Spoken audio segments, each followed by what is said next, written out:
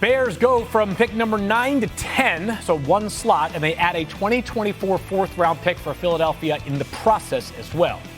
All right, so there's the trade details. I know you guys both, you wanted to chime in on our... And by the way, the Eagles took about 10 seconds to make their pick. So whoever they moved up for, they were very convicted on. Roger Goodell coming up to the podium.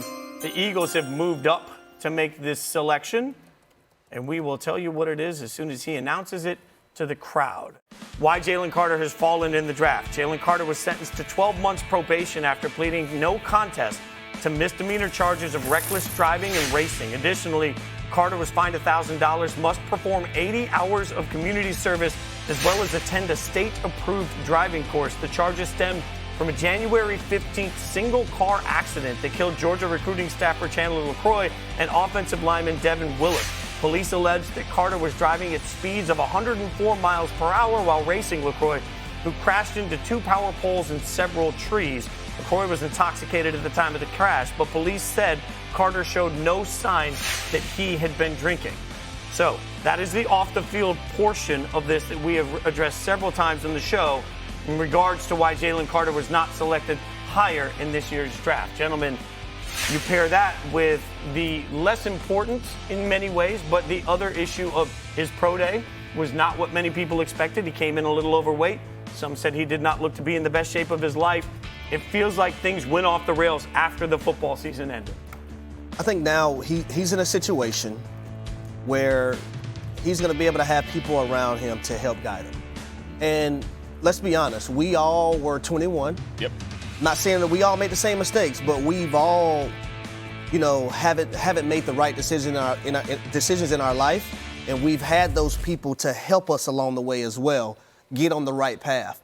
I think him going to the Eagles, and number one, the rich got richer, but you see a guy in Fletcher Cox who's not only had success on the football field, but he does a lot of things in the community, and he's had that success off of the football field. Fletcher Cox is on a 1-year deal now.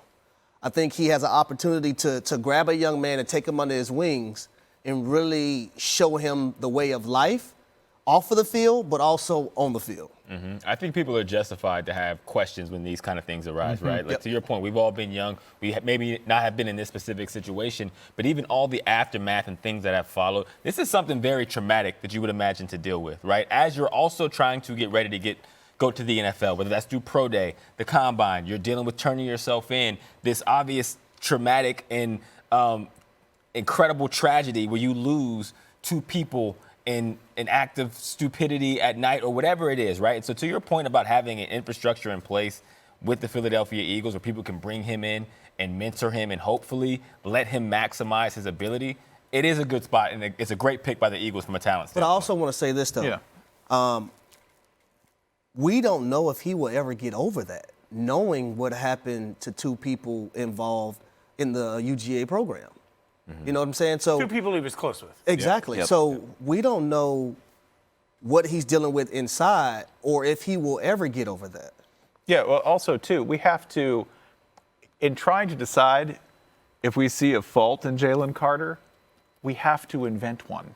The only thing standing in Jalen Carter's way, due to the lack of any apparent weakness in his football game, is himself. And he gave a little bit of evidence that he might not be handling everything as well as he could, right? Circumstances intervened, admittedly, but there were other things like preparation, lack of preparation for the workout.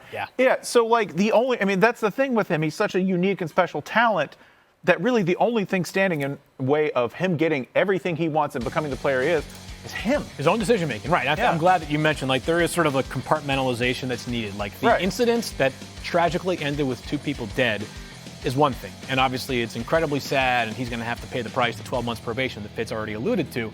There's also just the stuff that preceded that. There was, hey, the pro day came out after all this, but what kind of effort are you getting on a day-to-day basis? Is this the kind of guy that's going to be the first in, last out? You don't know. Now, when you're that naturally gifted that you can toss around defenders at the highest level of college football, it might be easier for you to not take it easy, but maybe not push full throttle. You're not an underachiever physically. You are not a guy who earned his way onto the roster because you were a walk-on initially. You have been bigger and better than everybody for your entire life.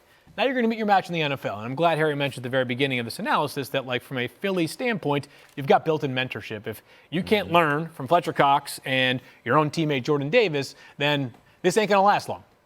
Yeah, I think the thing that you just really want to see out of him in this situation, we're talking about a lot of players tonight, right? And we think some are going to succeed, some might not, whatever the case may be. The beauty of life is that this is still a young man. He made a mistake. I'm certain he knows it was bad.